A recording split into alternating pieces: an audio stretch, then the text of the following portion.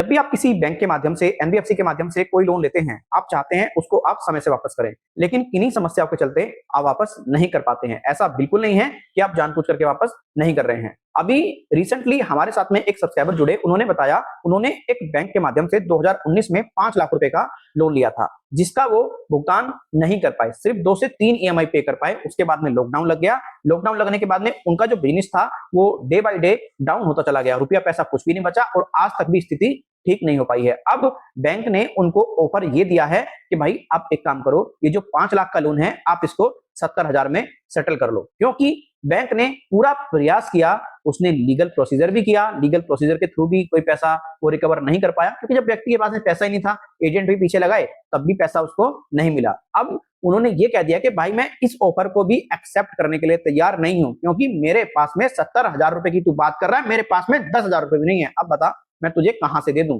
मैं तो भैया सीधा सी बात है, मेरे पास में नहीं है एक भी रुपया। जो तुझे कोर्ट में केस करना है, कोर्ट में तू केस करके देख चुका है, जो तुझे और करना है तू वो कर ले भैया, नहीं दे सकता है पैसा।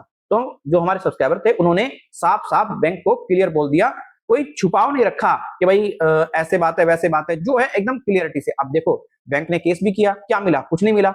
अब देखिए आप क्या गलती करते हैं, जब भी आप किसी बैंक, एनबीएफसी या लोन ऐप के माध्यम से कोई लोन लेते हैं और आप उसको नहीं चुका पा रहे हैं, सिंपली 2 से 3 महीने हो गए, लोन अकाउंट एनपी हो गया, आप बैंक से कहते हैं तो आप एक काम करो यार हमारे लोन को सेटल करा दो।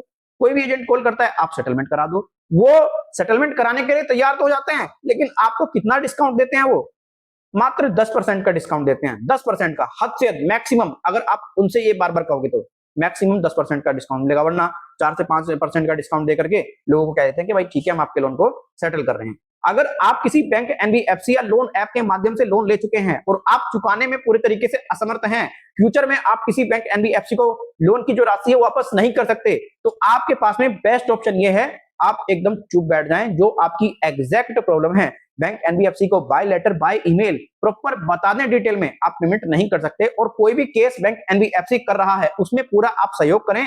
ऐसा नहीं है कि आप पूरी तरीके से इग्नोर कर दें। भाई जज साहब के सामने आपकी जो समस्या जाएगी, आप जज साहब के सामने बता सकते हैं प्रॉपर तरीके से कि भाई ये बात है, तो जज साहब आपकी जो प्रॉब्लम है उसको समझेंगे। ठीक, ऐसा नहीं कि नहीं समझेंगे। अगर आप एग्जैक्ट प्रॉब्लम बताएंगे ना सही सही तरीके से, तो दिक्कत आपको नहीं आएगी, अगर आप एक जेन्युइन कस्टमर हैं। बहुत से लोग मुझे कॉल करते हैं, राहुल सर कोई ऐसा उपाय बताओ जिससे कि बहुत बेहतर तरीके से हमें बैंक, एनबीएफसी अच्छा डिस्काउंट दे दे और लोन सेटल हो जाए। देखो एक ही उपाय है, सिर्फ बैंक, एनबीएफसी को इग्नोर करो, उन पर ध्यान मत दो, और जब आपके पास में पैसा हो तब आप लोन सेटलमेंट का प्रयास करो, बट फिर भी खुद से मत कहो। जब बैंक आपसे खुद कहे तब कहो। अब देखो बंदे को 5 लाख के लोन का 70,000 में सेटलमेंट क्यों मिल रहा है? क्योंकि उसने लगभग 6 साल बैंक ने प्रयास किया है पैसा रिकवर करने का, लेकिन पैसा वो रिकवर नहीं कर पाया। अब बैंक को लग रहा है भैया किसी ना किसी तरीके से तो पैसा हम कुछ ना कुछ तो वापस ले ही लें, वरना भैया कुछ नहीं मिलने वाला। तो इसीलिए जितना आप टाइम दोगे उतना ही लोन सेटलमेंट में आपको बेहतर से बेहतर डिस्काउंट मिलेगा, जितना लोन लेट होगा।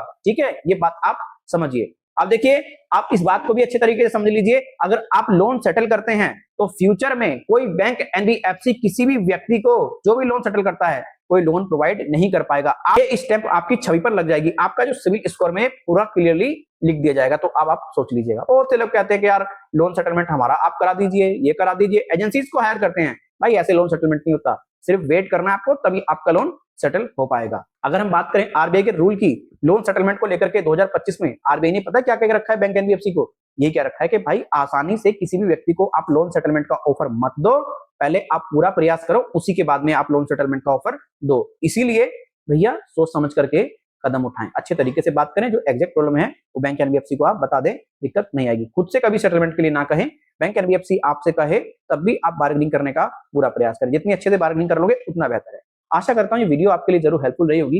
अगर ये वीडियो हेल्पफुल रही, वीडियो को लाइक करें, हेल्पफुल रही वीडियो को डिसलाइक करें। कोई सुझाव है ईमेल और कमेंट के माध्यम से जरूर दें। अगर आप हमसे पर्सनली बात करना चाहते हैं, हमारा नंबर आपको स्क्रीन पर नजर आ रहा होगा, यहाँ पे आपको अपनी प्रॉपर डिटेल देनी है, हम आपका टेलीफोनिकली अपॉइंटमेंट फिक्स कर देंगे और आपको बेटर तरीके से गाइड कर देंगे क्या करना है।